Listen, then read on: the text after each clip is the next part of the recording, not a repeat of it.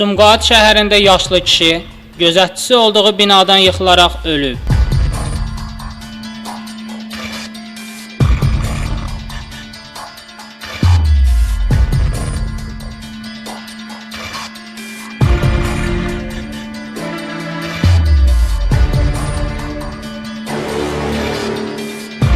Bədbəxt hadisə şəhərin 40-cı məhəlləsində hündür mərtəbəli binaların birində qeydə alınıb. Hündür mərtəbəli binanın gözətçisi olduğu deyilən 1961-ci il təvəllüdlü Surxayev Yaşar Fərhadoğlu binanın 13-cü mərtəbəsindən liftin şaxtasına yıxılıb. Ehtiyatsızlıq onun ölümü ilə nəticələnib. Hadisə yerinə gələn hüquq mühafizə orqanlarının və Fövqəladə Hallar Nazirliyinin əməkdaşları meyidi şaxtadan çıxardaraq aidiyyət üzrə təhvil veriblər.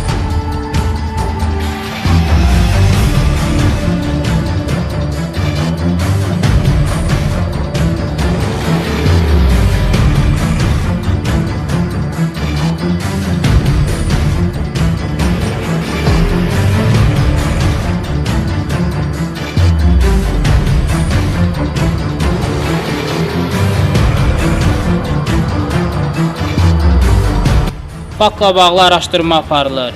Şəmstan Fikrətli, Nizami Rəsulov, Dünya TV.